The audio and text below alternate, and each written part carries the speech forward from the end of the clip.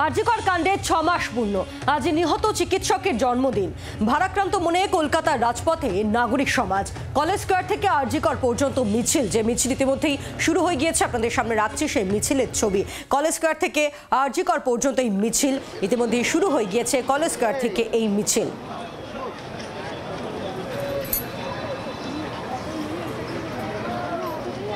আমাদের সঙ্গে সরাসরি রয়েছেন আমাদের প্রতিনিধি রনয় তিওয়ারি, রয়েছেন আমাদের সঙ্গে। রনয়, এই মুহূর্তে মিছিলের অবস্থান ঠিক কোথায়?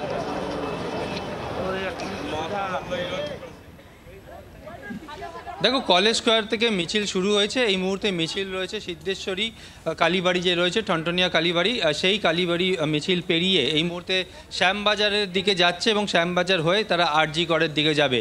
মিছিলে বহু মানুষ, যাদেরকে দেখা গিয়েছিল এর আগে পথে নামতে, রাস্তায় নামতে, আন্দোলনের সঙ্গে থাকতে, তাদেরকেই দেখা যাচ্ছে। এবং সামনের দিকে তুমি দেখতে পাচ্ছ যে মুখগুলোকে, সেই মুখগুলোই কিন্তু এর আগেও প্রতিবাদে নেমেছেন এবং তারা বলছেন যেটা, যে আজকে 6 মাস পূর্ণ হলেও এখনও পর্যন্ত কিন্তু প্রকৃত দোষী তারা কিন্তু ধরা পড়েনি, আরজিকরের বিচার মেলেনি। তাই আবারও তারা রাজপথে নেমেছেন। এই মুহূর্তে যারা রয়েছেন তারা কি কোনো কথা বলবেন না, তারা বলছেন অবশ্য তাদেরকে তুমি দেখতে পাচ্ছ যে বহু মানুষ যারা রাজপথে নেমেছিলেন তারা বলছেন যে আরজিকরের ঘটনায় যারা প্রকৃত দোষী তারা কিন্তু এখনও পর্যন্ত ধরা পড়েনি, তাদেরকে গ্রেপ্তার করতে হবে।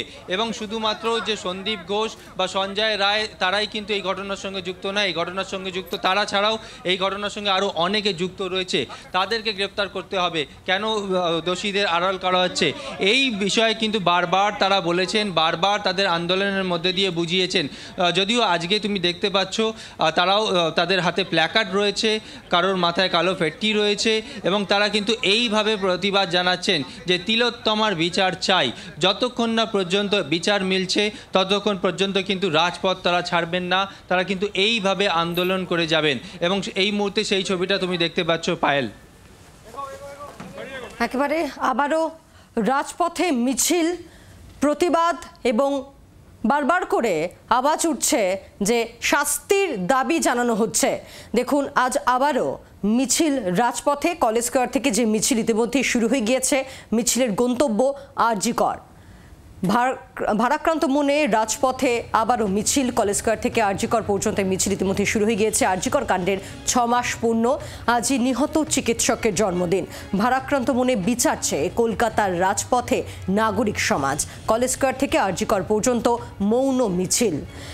এর আগেও আমরা দেখেছিলাম নিহত চিকিৎসকের পরিবার, মা বাবা, তারা ভিডিও বার্তায় জানিয়েছিলেন যে তারা তাদের মেয়ের জন্মদিনে তারা রাজপথে নামবেন, তারা আবারও আওয়াজ তুলবেন, দোষীদের শাস্তির দাবি জানাবেন। কারণ তারা বারবার করে প্রথম থেকে যে বিষয়টি তারা অভিযোগ করছেন যে এই ঘটনায় একজন সঞ্জয় রায় নয়, আরও অনেকে জড়িত, এই অভিযোগ বারবার করে জানাচ্ছেন নিহত চিকিৎসকের পরিবারের সদস্যরা। আমরা কথা বলবো, আবারও চলে যাব। রনয় রয়েছে আমাদের সঙ্গে সরাসরি। রনয়, আজকের এই মৌন মিছিল যা ইতিমধ্যেই শুরু হয়ে গিয়েছে, কলেজ স্কয়ার অবধি এই মিছিলের গন্তব্য, একেবারে নাগরিক সমাজের এই মিছিল, সাধারণ মানুষের উপস্থিতি কিরকম লক্ষ্য করা যাচ্ছে?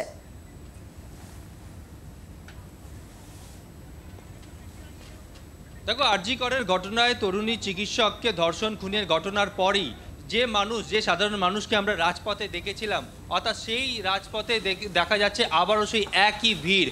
অর্থাৎ সাধারণ মানুষ যারা তিলোত্তমার বিচার চাইছেন তারা কিন্তু রাজপথে নেমেছেন। ক্যামেরার লেন্স যত দূর যাচ্ছে, ক্যামেরা পার্সন মিন্টু যে ছবি তোমাকে দেখাচ্ছে, অর্থাৎ প্রত্যেকেই কিন্তু আজকে রাজপথে নেমেছে। বিভিন্ন সংগঠন, বিভিন্ন মঞ্চ, যাদেরকে এর আগেও আমরা দেখেছিলাম ধর্মতলায় অনশনের ক্ষেত্রে বা স্বাস্থ্য ভবনের সামনে যে ধর্নায় যাদেরকে দেখা গিয়েছিল, তাদেরকে আজকে আবারও কলেজ স্কয়ার থেকে দেখা যাচ্ছে। অর্থাৎ মৌন মিছিল, তারা মুখে কিছু না বললেও তাদের হাতে প্ল্যাকার্ড রয়েছে। তুমি দেখতে পাচ্ছ তাদের প্ল্যাকার্ডে লেখা রয়েছে যে তিলোত্তমার বিচার চাই, রাজপথ তারা ছাড়বেন না যতক্ষণ না পর্যন্ত প্রকৃত দোষীদের গ্রেপ্তার করা হচ্ছে।